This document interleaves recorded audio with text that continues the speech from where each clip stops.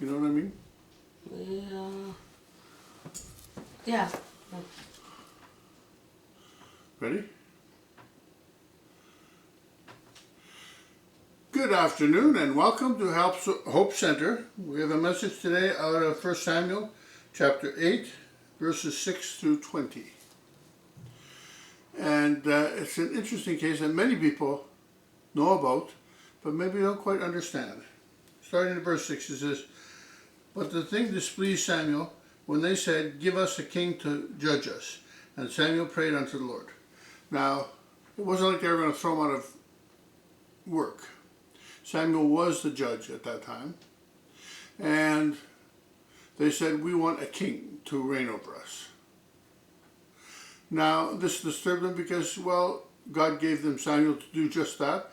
Samuel had been honest and upright about that. He'd always done a good job about it. Took it very seriously. It was his ministry. And they're saying, well, we want a king. We don't want a judge. And of course it displeased Samuel. Not just because they didn't want judges anymore. God raised up the judges to do the judging. But it was the fact that they wanted a king like all the nations around them. That was what the problem was. And Samuel prayed unto the Lord. Verse 7, "And the Lord said unto Samuel, Hearken unto the voice of the people in all that they say unto thee. For they have not rejected thee, but they have rejected me, and that I should not reign over them." So God is saying, look, this is the deal. Don't take it as don't take it personal. Don't take it as if they are rejecting you. They're rejecting me, and they're telling you about it. Verse 8, "According to all the works which they have done since the day that I brought them out of Egypt, even unto this day, wherewith they have forsaken me, and served other gods, so do they also unto thee." So he's saying, this is just a continuation of the same thing they've been doing since they came into the promised land. They've never given me a real chance. They've never given me their heart to serve me. And he's saying, now they want a king. So don't take it personally. Verse 9, "Now therefore, hearken unto their voice. Howbeit yet protest solemnly unto them, and show them the manner of the king that shall reign over them." He said, okay, give them what they want, but tell them what they're going to get. And how would Samuel know? Because Samuel's found out right from the Holy Spirit, God speaking to him, not just what to say, but putting the words in his mind and in his heart. Verse 10, "And Samuel told all the words that the Lord had spoken, words of the Lord unto the people, and asked of him." Okay, I'll repeat that. "And Samuel told all the words of the Lord unto the people that asked him a king." So they asked for a king, he said, okay, and God told them everything through Samuel. Then we go on, verse 11. "And he said," this is Samuel, "This will be the manner of the king that shall reign over you. He will take your sons and appoint them for himself, for his chariots and for to be his horsemen, and some shall run before his chariots." So he's saying, he's going to take your sons, and he's going to have them in his army. He's going to have them doing what he wants them to do, and they're going to be in danger. Verse 12, "And he will appoint him captains over thousands and captains over fifties, will set them to ear his ground, and to reap his harvest, and to make his instruments of war and instruments of his chariots." So he's going to have him he's going to have your sons working for him. He's going to be making swords, he's going to be making spears, he's going to be making chariots, all by your sons. And you don't get anything out of that, of course.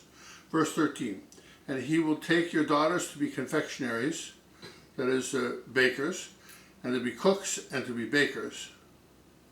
So confections are like desserts. So he's going to have them working, not just your sons, but your daughters also. Verse 14, "And he will take your fields and your vineyards and your olive yards, even the best of them, and give them to his servants." He's going to take your very land. Now this is really important to the Israelites because Land was how you made your living. Everybody made their living. Essentially, it was called an agrarian society. So everybody lived off the land. You either were taking care of sheep and goats, who were living off the land, or you were farming and raising rye, wheat, oats, those sorts of things from the land. And he's saying the land will be taken away from you and given to his servants. Who's the go to? It really doesn't matter after that once it's taken away from you.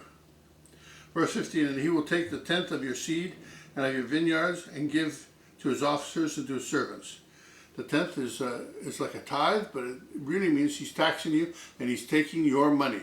So it doesn't matter whether it's a tenth or a 20th or 1/5. It's all money that he's taking from you. Verse 16, and he will take your manservants and your maidservants and the goodliest young men and your asses and put them to his work.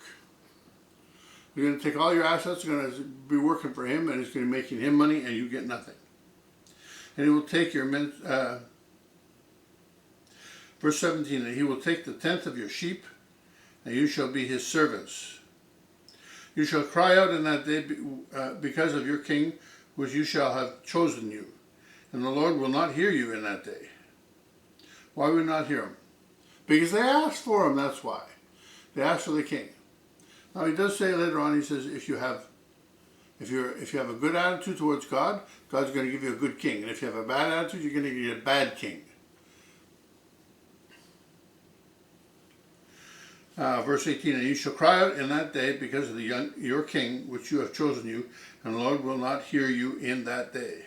Verse 19, nevertheless, the people refused to obey the voice of Samuel and said, nay, but we will have a king over us, that we also may be like all the nations, and that our king may judge us and go out before us to fight our battles. Now, what's going on here? They say, no, we want a king, just like the other nations have. Because at this time, this is the time of the judges. And God would appoint judges over the land who would judge between good and wrong, between people. And when there was an invasion, he would summon the people and give them direction to go out and fight. And they were victorious. So, they're saying, no, we want a king. Now, these other kings, they could lose. But the people of Israel, you say, well, this wasn't all Israel gathered to him. No, but they all represented what the people wanted. So they didn't have any elections, that kind of stuff. It was like, this is what the people wanted, this is what they were petitioning Samuel for, what they wanted. Now, why would they want a king? At this time, there was no taxes, there was no standing army, life was good. But the fact is they wanted a king like everybody else had. Why was that? They wanted to be like everyone else. Same problem that we have today. The Christians want to be like everybody else. They don't want divisions between them. They don't want fights among them. They don't want to have divisions. They want to be able to be just like the people of the world. But it doesn't work like that. Jesus said, in this world you shall have tribulation. But be of good cheer, for I have overcome the world. And how do we overcome the world? Through Jesus. Just like he did it, he'll take us through. But if we don't have problems with the world won't have problems with us. And if the world doesn't have problems with us, it means that we really don't represent anything. So these people are saying, we want a king like everyone else. So we can look like everyone else. So we can act like everyone else. And we don't want that as Christians. We want to act like Christians. We want to be different.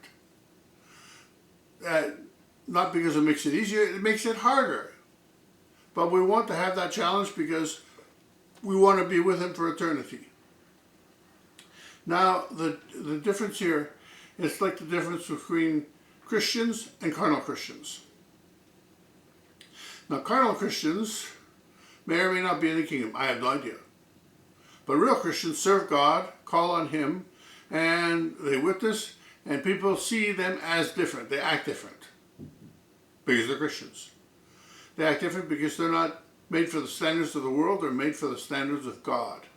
But the carnal Christians, they just want to fit in.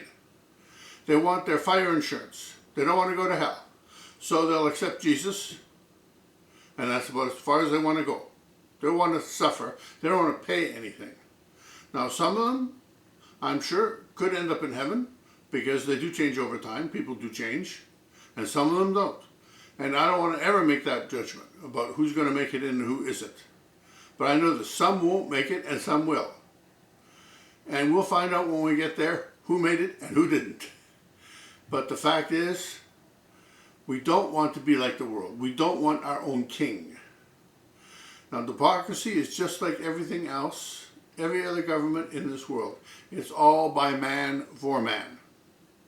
It might be for few, like some dictatorships, or it might be a few more, like democracies. But they're always for a few people, and it's not for everybody. And even in this country, you've chosen a democracy. That was chosen a long time ago, but nothing's changed. We're still there. And we have to choose. Do we serve this world or do we serve God? Do we accept the principles of God or do we accept the principles of this world? The principles of this world say, oh, illegal immigration, that's fine. It says, oh, late-term abortion, that's all fine. Well, you have to decide, is that the principle of God or not? Does that match up with the Word of God or not? And if it doesn't, then we got no right supporting it. And that's where we stand. We have to serve God. We have to find out what He wants. We want to support what He's doing. And we want to tell everybody what He wants and what He's doing. And that is my message for today. Amen.